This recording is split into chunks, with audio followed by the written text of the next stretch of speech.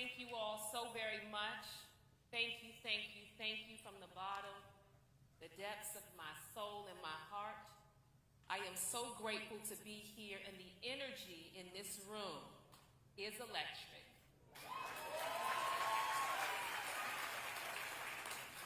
I am overwhelmed and proud of how you are showing up for this new chapter, Albany. As you know, we had to change locations for this event because we simply ran out of room. We wanted as many people as possible to be able to join us for this historic moment, and I am absolutely floored by the size of our crowd today.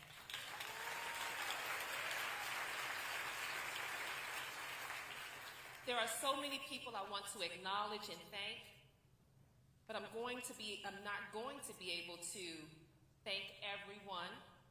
So please know that I am deeply grateful to each of you, each and every one of you, for taking the time to take part in our celebration today. For my thanks, I would love to start by thanking a woman who paved the way for me. A woman who shattered the glass ceiling, and a woman who treated her tenure as a relay race, focused on what was in front of her, while all the while reaching back to pass the baton. That woman, that shero, that torchbearer is Mayor Kathy Sheehan.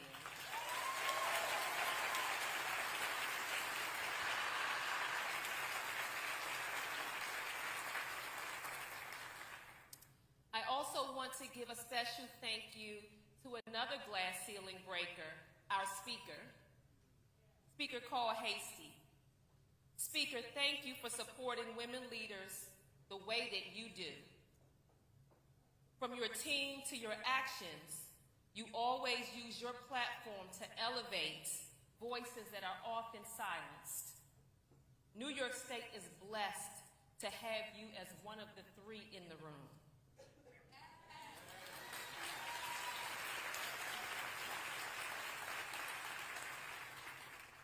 I also want to publicly acknowledge my husband, Don.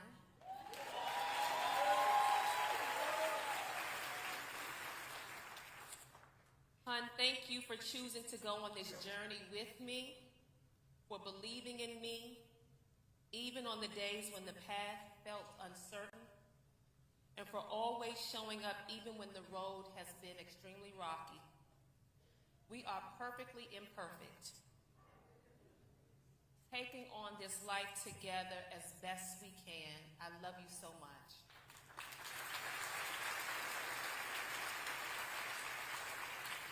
And of course, my girls, Noble and Niall, you are my why. I love you both from the depths of my soul. And there is nothing that I will not do for you. Thank you for encouraging me to be the best mother, the best woman I can be. I love you both.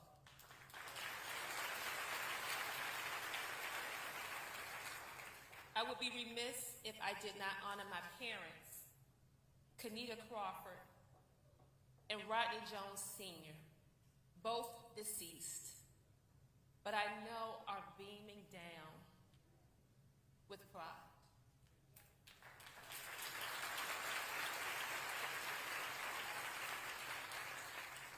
And my grandmothers, Flossie Henson and Doris Bradshaw, two of the toughest people I have ever met. One waitress for 50 years, while the other an entrepreneur served as a beautician for over 50 years. I come from humble beginnings.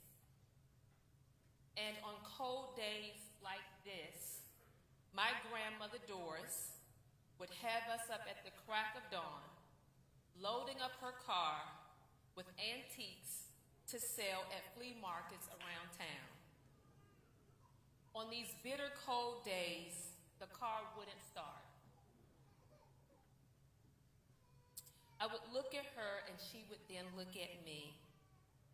And refusing to accept humiliation and defeat, she would turn into a magician slash mechanic.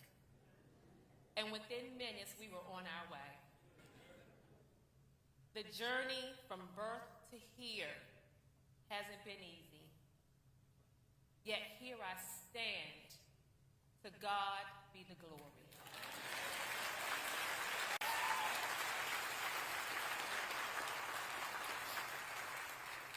And to my family, mentors, friends, community leaders, faith leaders, elected officials, city employees who give their heart, soul, blood, sweat, and tears, and to every resident of Albany, I thank you for the trust you have placed in me. I stand before you today deeply humbled, profoundly grateful, and fully aware of the responsibility that comes with the title I have assumed. This moment is the result of generations of perseverance by people who love this great city. They fought for this city. They invested in it, and they kept alive a belief in its future, even when the deck seemed stacked against them. I carry that perseverance and that history with me in my heart, and I will honor it by recommitting myself every day to the work that lies ahead.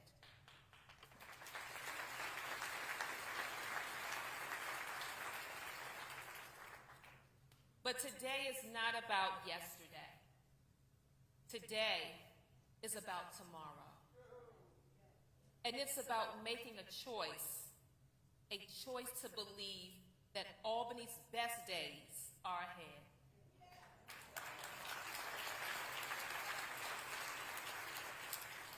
And I feel that in my soul.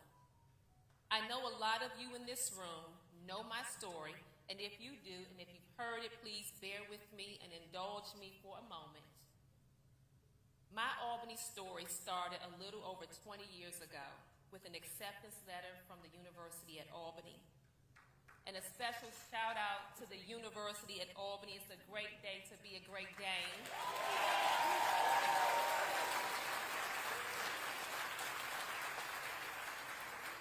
I left my hometown of Washington, D.C., not knowing that I would be embarking on a journey that was life-altering and that would lead me to finding my home.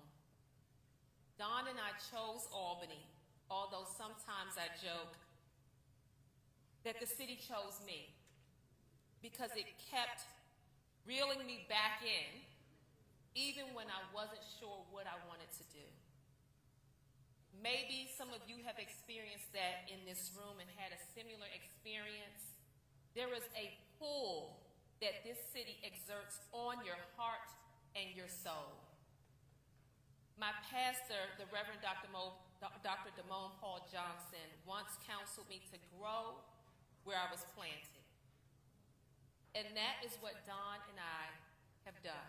We chose to put our roots down right here in this city.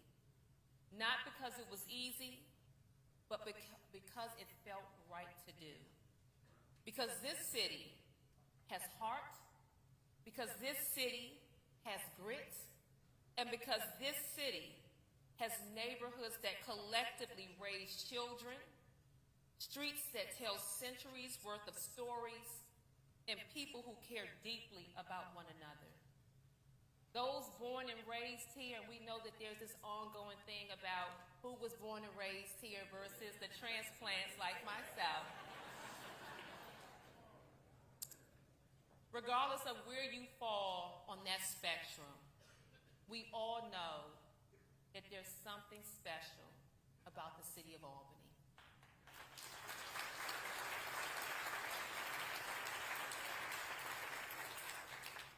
And we can't afford to gatekeep our city.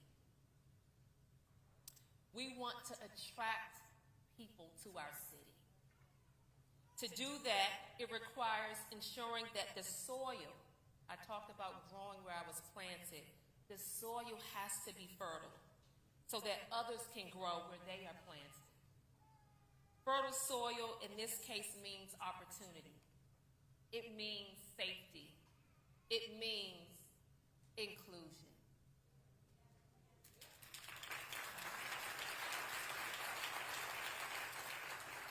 We will say that word loud here in the city of Albany. It means a city where effort is rewarded, voices are heard, and the dreams of individuals, families, business owners, artists, executives, and everyone in between have room to take root. That is the Albany we are called to build together. And we are not bound by the past. We can create our own image of what Albany can be as opposed to what it has been.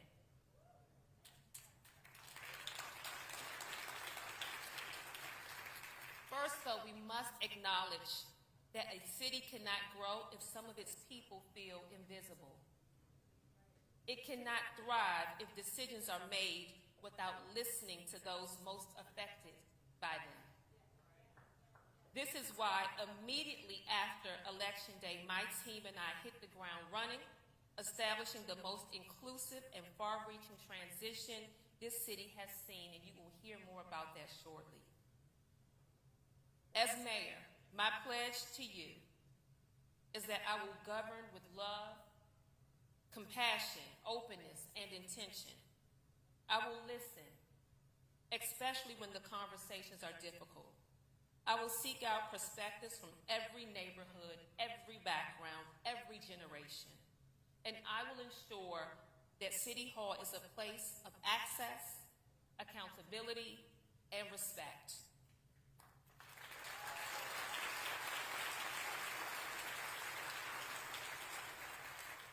Our government and its power should not be used as a weapon to beat and tear people down.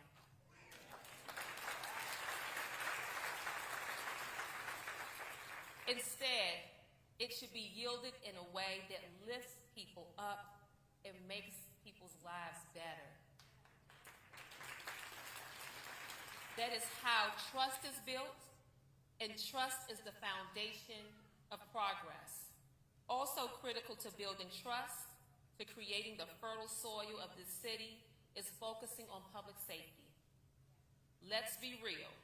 We know that people will not choose Albany if they do not feel safe on our streets, in our neighborhoods, and in our public spaces. Full stop. Safety is not an abstract concept, and it is not only about data and statistics. It is deeply personal. It is about how people feel.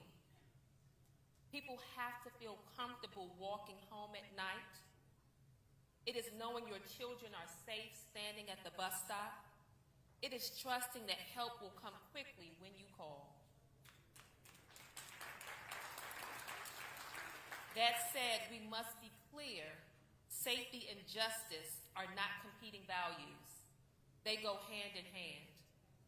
And so we will support our police department and our police officers and our first responders. They deserve our support, and I echo the sentiment of our fallen officer and his family, acknowledging them today.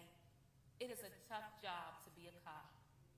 My mother was a DC cop, and we watched her as a single mom work hard to not only keep our home safe, but others safe. We will also invest in smart, effective, and community-centric public safety strategies while not wavering on accountability and professionalism. At the same time, we will continue to address the root causes of violence, including housing, instability, economic insecurity, and lack of opportunity. Because true safety is a balance between effective law enforcement and a combination of prevention, partnership, and care.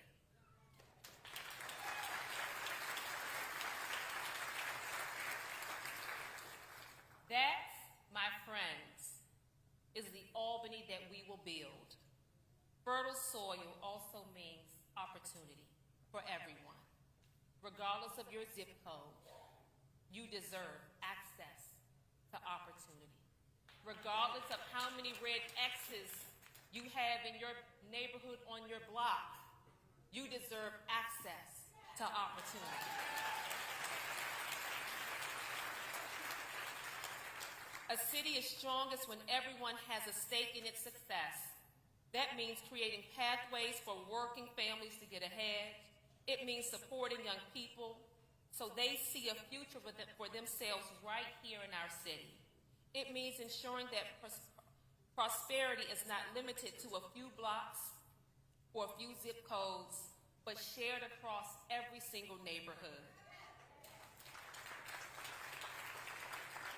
My administration will invest in education, workforce development, and housing available at all income levels. We need and must have housing available at all income levels.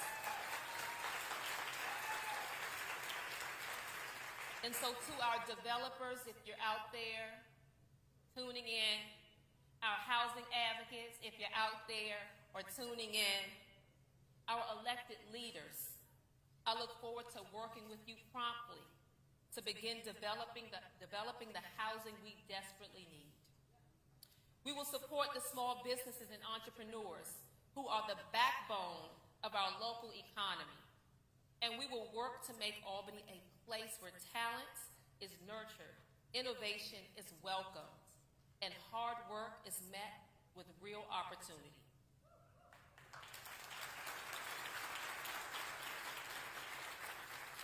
Which brings me to business and growth. Albany must be a city that says yes. Yes to possibility. Not no because we've always done it this way. That means removing unnecessary burdens for businesses of all sizes. Innovators who are just getting started, family-owned shops that have been here for decades, and larger employers who are looking to invest and create jobs, we have to remove these barriers. To do that, we will streamline our processes, modernize city government, and be a partner, not an obstacle, to responsible growth. Because when businesses thrive, jobs are created, neighborhoods are strengthened, and the entire city benefits. And on the top of my list, among other things like public safety, is the topic of fun.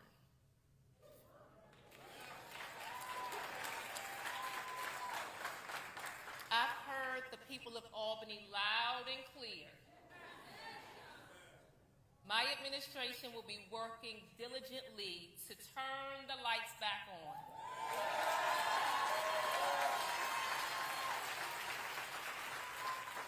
Making Albany fun again. Growth, I heard that girl back there. Growth does not mean losing who we are. It means becoming more of what we can be. And that future cannot be built by our city government alone. It must be built by residents who care, by community organizations and elected leaders and public employees who show up every single day, by educators, healthcare workers, artists, advocates, entrepreneurs, and many others who believe in Albany enough to do the hard work. I believe in Albany.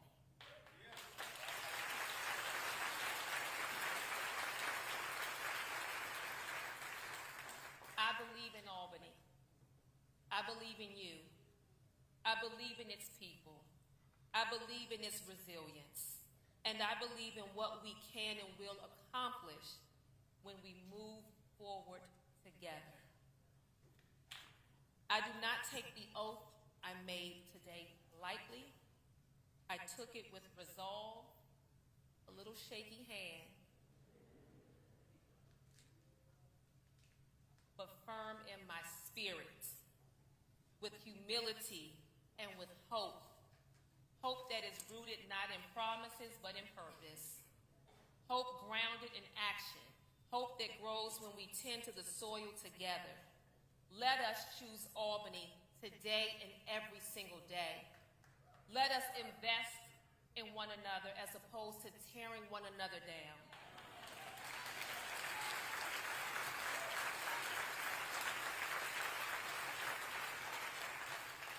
I am not here to compete with you. I am here to build with you.